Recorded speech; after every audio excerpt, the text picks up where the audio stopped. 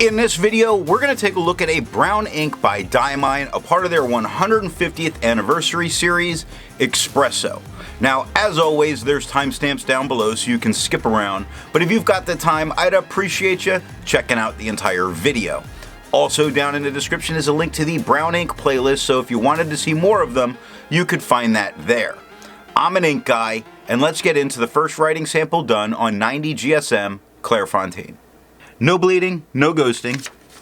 We get no feather, spread, halo sheen. We do get some shading. The extra fine is quite a bit lighter than the stub, and the extra fine is where we see some of the best shading coming through. Look at quick going dark to light to dark, and brown, dark to light, and fox, dark to light to very dark. Medium's darker than the extra fine, not as dark as the stub, and it also does offer little bits of shading, some lighter spots like the top of the K in quick, the bottom of the F in fox, the Y in lazy's lighter than the rest of the word, but not a ton in the medium. The extra fine took 14 seconds to dry, while the medium took 18. The scrubby for both really doesn't show color variation, but in the extra fine, check it out. Scrubby for both scrubby. The smear test says you could recover if you smeared while you were writing.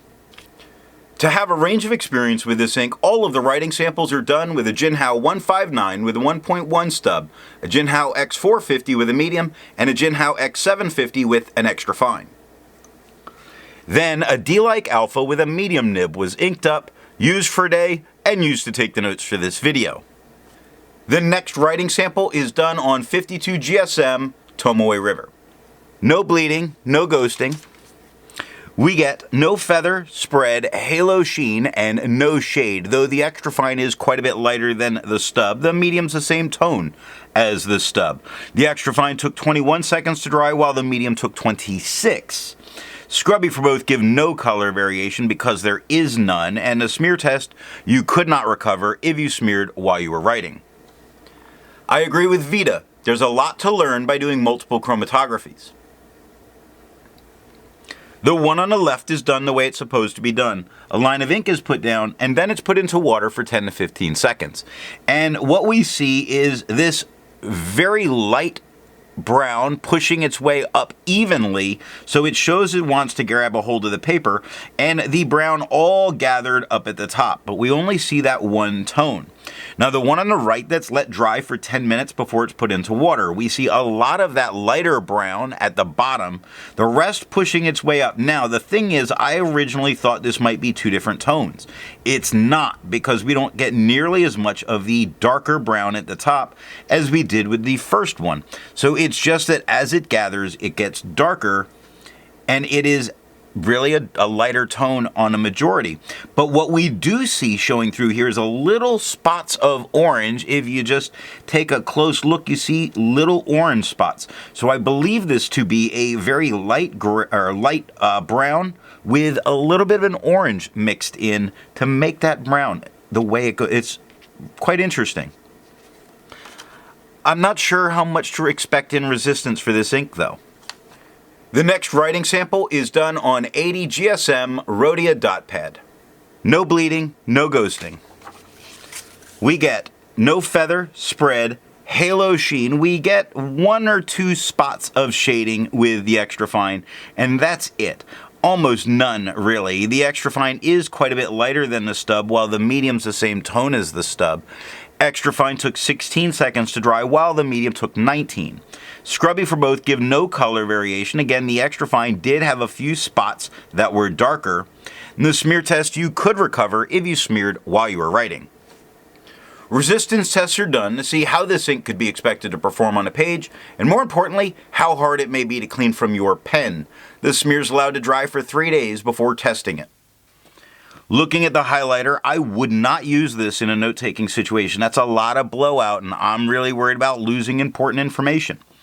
Water is reactivating and lifting quite a bit. And if you look at the left side, you see a little bit of the paper showing through. So while it only took water to get it out of my pen, it is doing a lot to this paper. Pen flesh does everything that water does, nothing more. 1/3 bleach solution is discoloring the paper while it's completely removing the ink.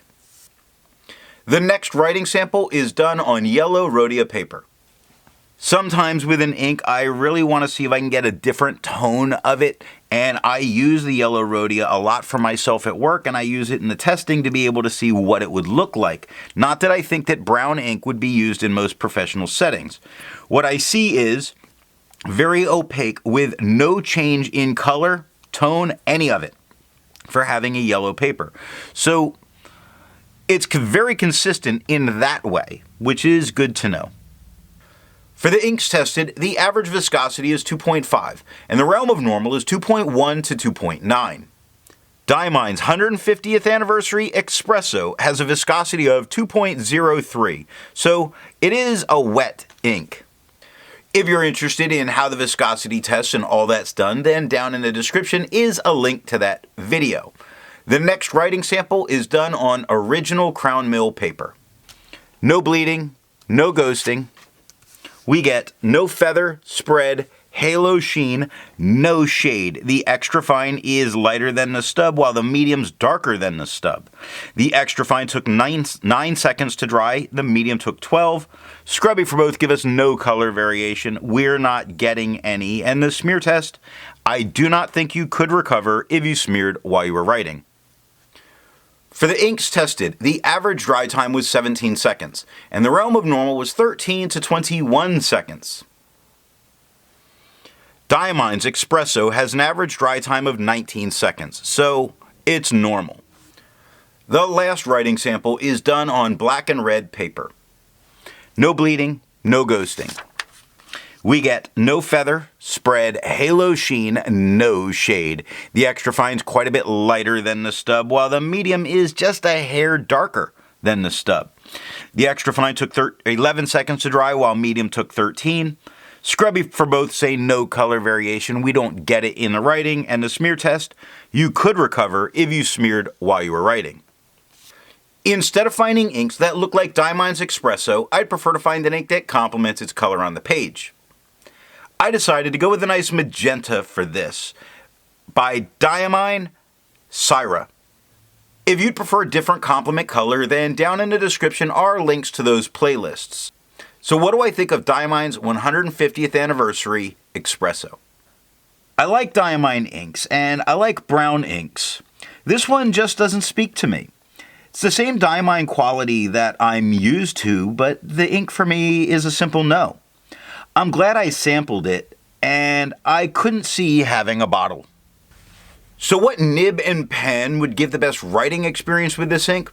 I think the darker tone is the better way to go with this particular brown. Now you're going to drown out your shading, but if you use a wet, extra fine, fine, medium, broad, all of them, you're going to get that same dark, solid tone, and I do think it's the nicest tone that this ink gives, closest to its namesake, Espresso.